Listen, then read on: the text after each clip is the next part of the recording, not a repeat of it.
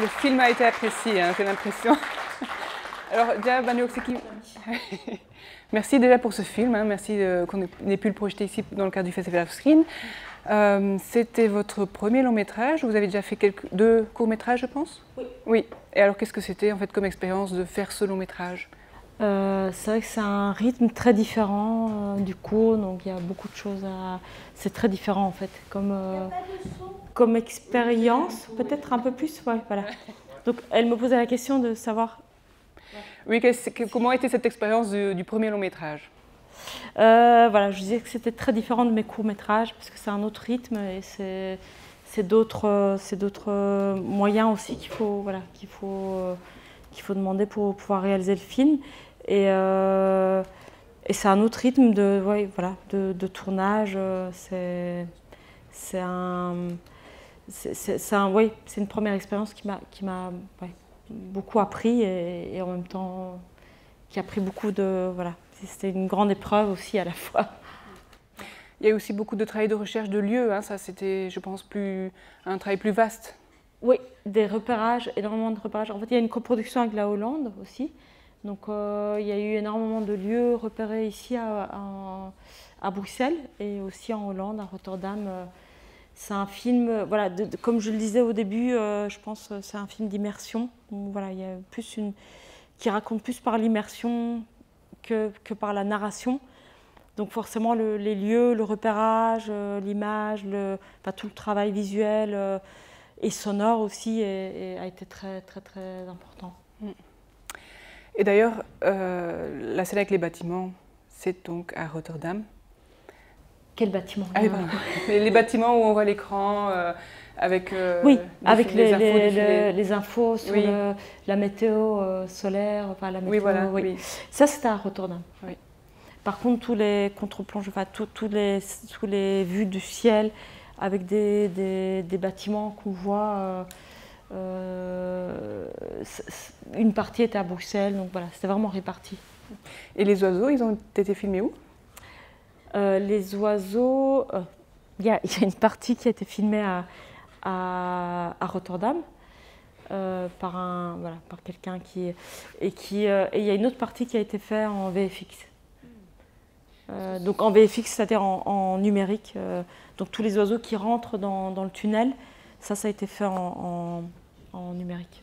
C'est rassurant. Mais en tout cas, ce sont des images vraiment impressionnantes. Hein, et j'imagine qu'il a quand même fallu avoir une patience pour les accumuler. Oui, ça faisait partie du scénario. Donc c'était un peu le processus voilà, classique ils étaient là dans le scénario. Et puis voilà, on a dû chercher les lieux voilà, comme ça se fait en général pour la réalisation d'un film. En tout cas, ils étaient prévus et décrits dans le scénario comme tel.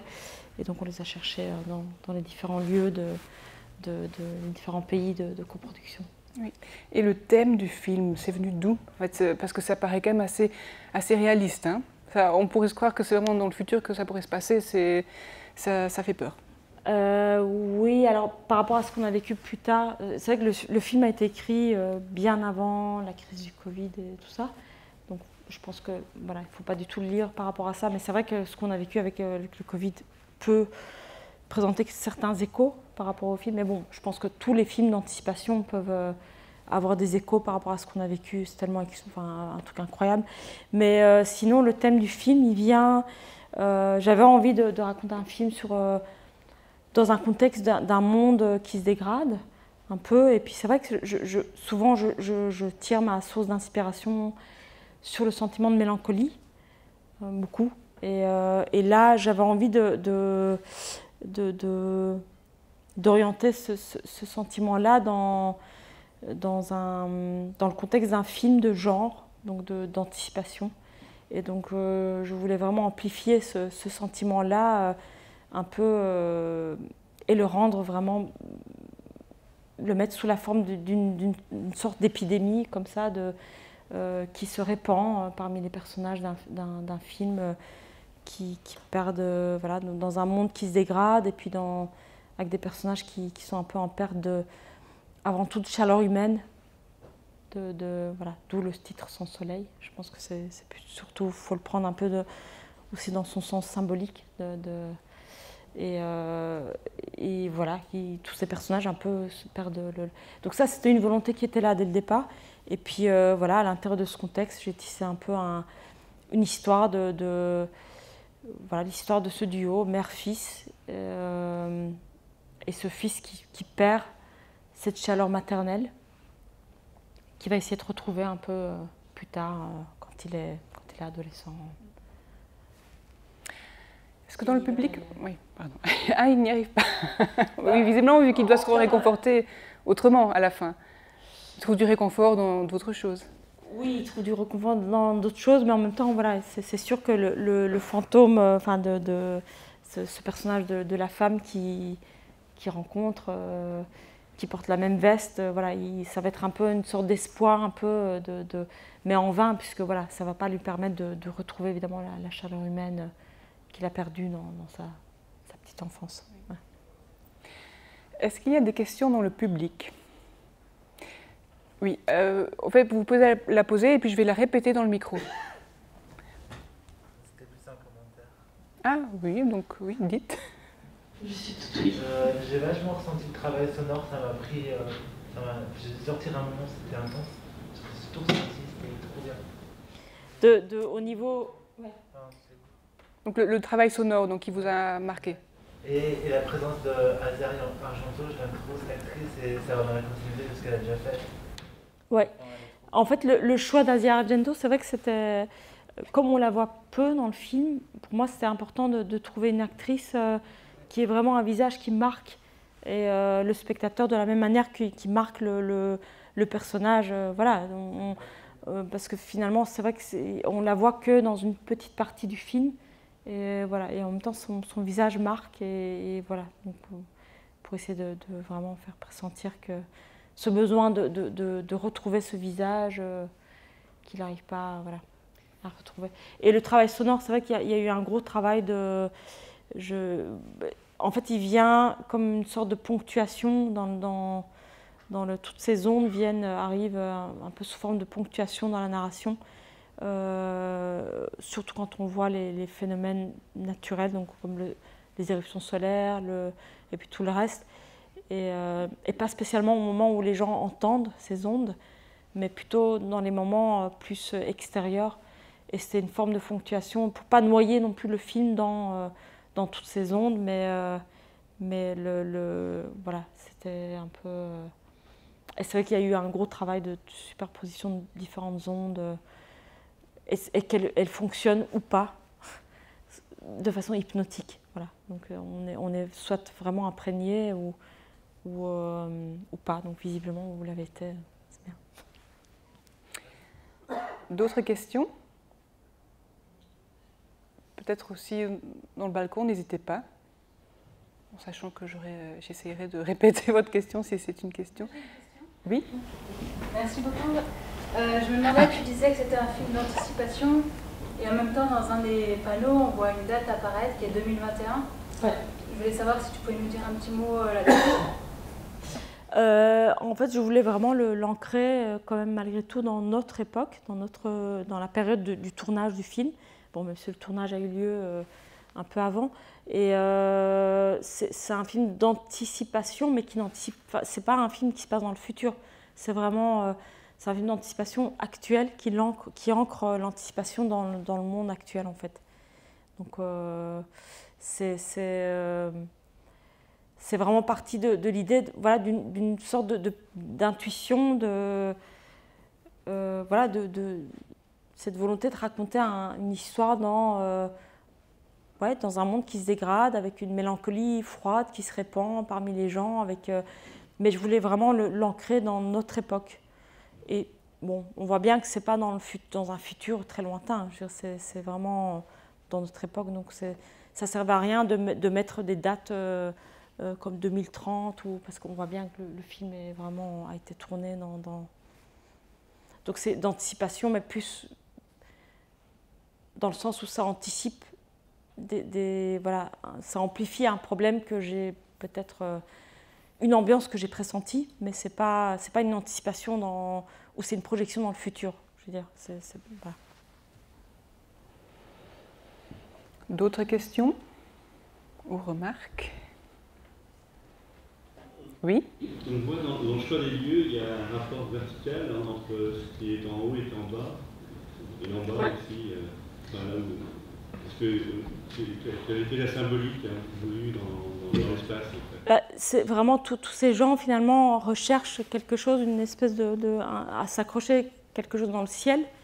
Ça c'est très présent, que ce soit à travers les gouttes dans les yeux ou à travers justement, c'est vraiment cette espèce de ciel qui à la fois les oppresse et à la fois peut présenter une sorte de repères qui s'effritent en fait, qui sont en train de perdre, et à la fois ils essaient de s'accrocher à ça.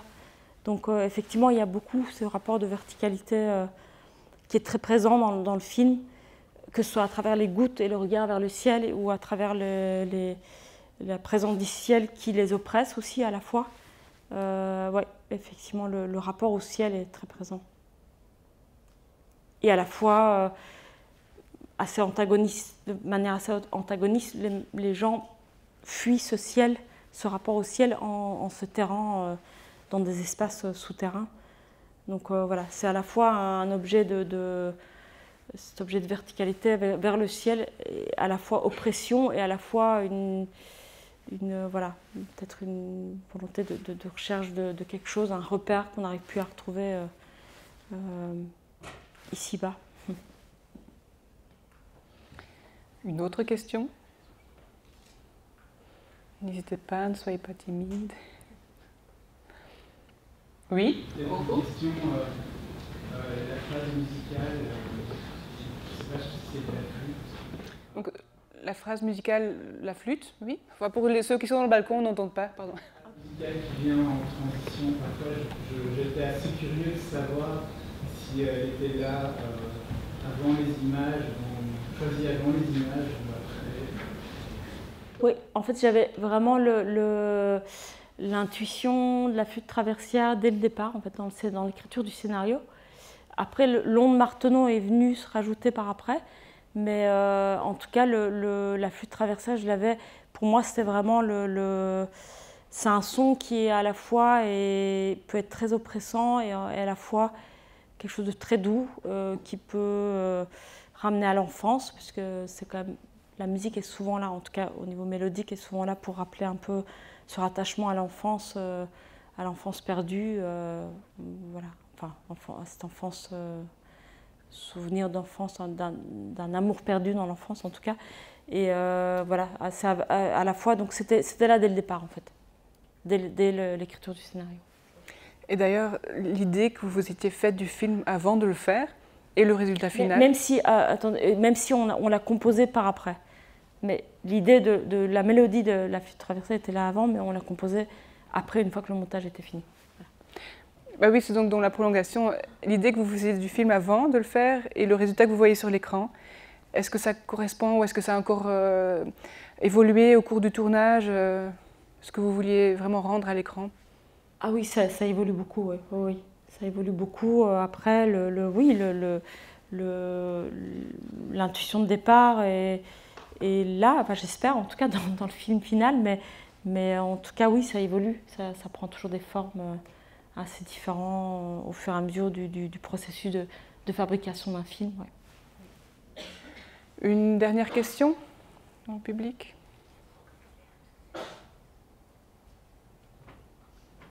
3, 2, 1. Est-ce que tu as Oui. déjà des projets pour l'avenir, Ah, oui, j'ai quelques idées en tout cas que je suis en train de d'écrire. Je ne vais pas en parler parce qu'ils ne sont pas encore assez ce sera en tout cas un projet plus ancré dans la réalité. Enfin, ce ne sera pas quelque chose d'anticipation, ce sera quelque chose de plus ancré. Oui, c'est vrai que parce que donc il y avait quand même par rapport au court-métrage, il y avait cet aspect plus science-fiction qui s'est rajouté, enfin que par rapport à ce que vous avez déjà fait. Je sais pas, un aspect science-fiction, je ne sais pas, mais en tout cas un aspect plus fantastique, en tout cas d'anticipation. Voilà. Après, même si ça se passe pas dans un futur, mais plus un aspect, oui, en tout cas qui vient de l'amplification, parce que ces éruptions solaires évidemment, ça arrive, ça existe, c'est quelque chose qui est... Mais évidemment, pour la narration, c'est quelque chose qui a été amplifié, dont les conséquences ont été amplifiées. Donc ça, évidemment, c'est l'aspect complètement irréel, plus fantastique du film.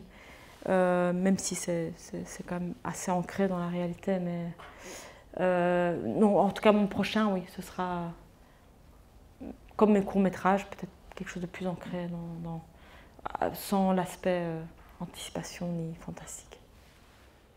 Bon, on a hâte de voir ça. Je regarde juste s'il y a quand même une toute dernière question. Non, bah on va s'en tenir là. Merci beaucoup de cette question. Merci. Et bonne soirée.